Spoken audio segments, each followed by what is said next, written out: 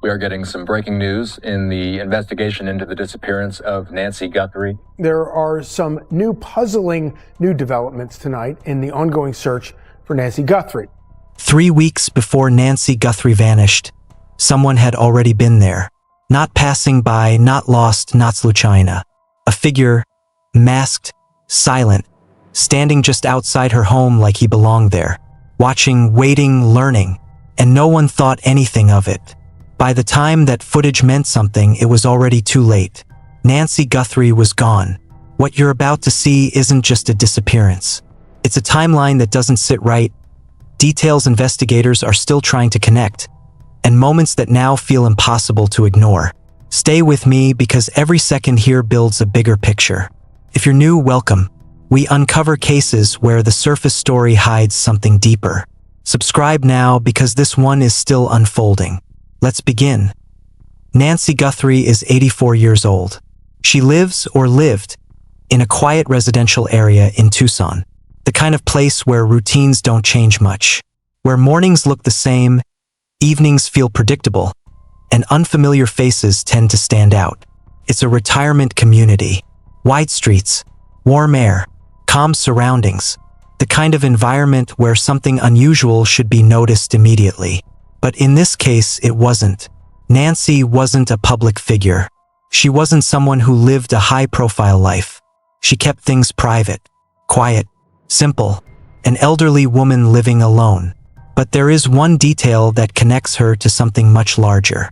She is the mother of Savannah Guthrie, a nationally recognized journalist and co-host of the Today Show. And while there is no confirmed connection between that fact and what happened, it remains a detail investigators cannot ignore. On the morning of February 1st, Nancy Guthrie vanished. Not wandered, not lost, vanished. The statement released by the Pima County Sheriff's Department made that clear. They believed she was abducted, taken against her will. That word carries weight, because abduction implies intent. It implies planning. It suggests that what happened that morning didn't begin that morning. And almost immediately, one question began to surface. Why her? 9 days later, on February 10th, the Federal Bureau of Investigation stepped in publicly. And with them came the first real piece of evidence. Surveillance images taken from her doorbell camera. The footage was grainy, time-stamped, limited, but it told a story. A man standing outside her home, face covered, body still, not rushing, not hesitating, just present, watching. And what stood out wasn't just that he was there. It was how comfortable he appeared. His posture, his stillness. It didn't look like someone unsure of where they were. It looked like someone who had been there before. And then investigators noticed something that changed everything. One of the images wasn't from the night Nancy disappeared. Came from a completely different date. Not close to February 1st. Not even the same week. A separate moment entirely. That detail was later confirmed by sources close to the case. And once that was established, the situation shifted. Because it suggested something far more deliberate. Someone had visited that location before. Someone had stood there, observed, left, and then returned.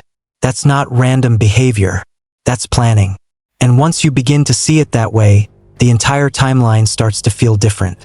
Less like an isolated incident, and more like something that had been quietly building long before anyone realized what was happening.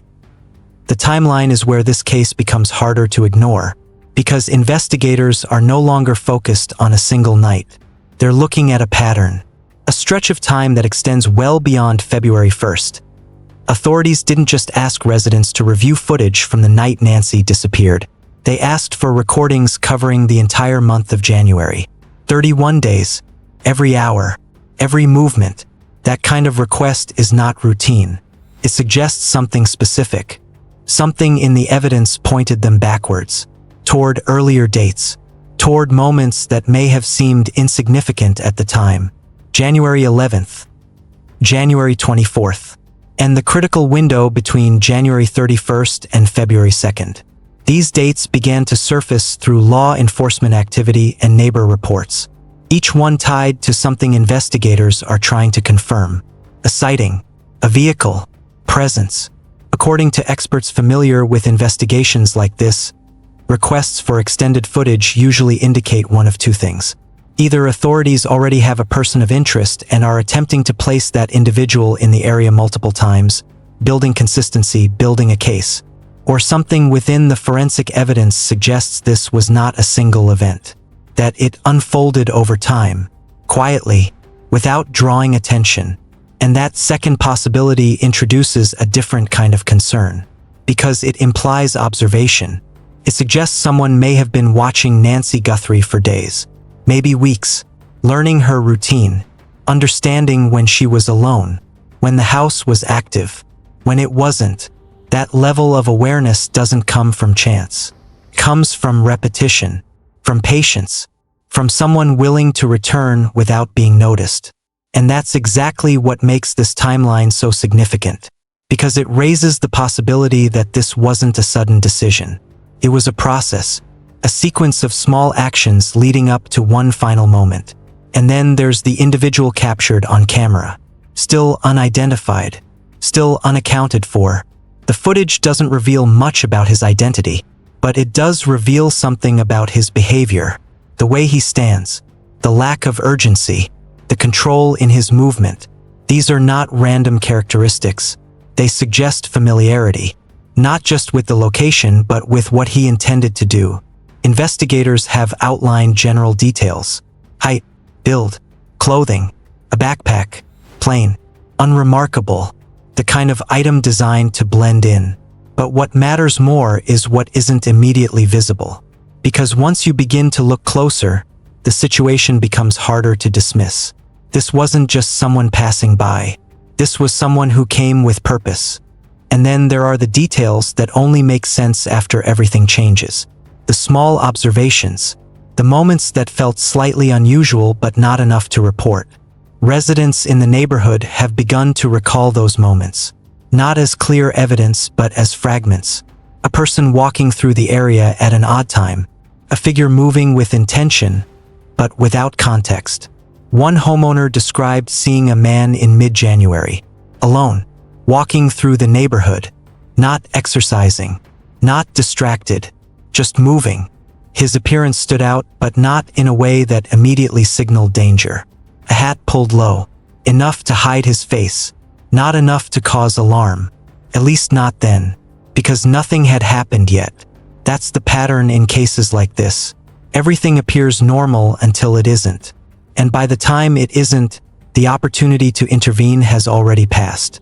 There was also a report of a vehicle seen near the area on January 31st, close to the time Nancy Guthrie disappeared. The details are limited.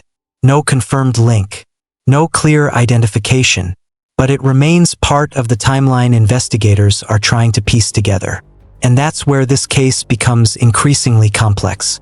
The information exists, but it's scattered across different cameras, different witnesses, different moments in time. And connecting those pieces is what determines whether this case moves forward or begins to stall. Because time matters. The longer it takes, the more difficult it becomes to verify details, to track movement, to identify patterns with certainty. And that brings everything back to what remains unknown. Who took Nancy Guthrie? Why she was targeted? Whether this was planned with a specific motive or something that escalated unexpectedly. Those answers are still missing.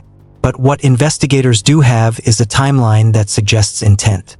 Not randomness, not coincidence. Intent. Nancy Guthrie didn't just disappear without context. Something led up to that moment. Something deliberate.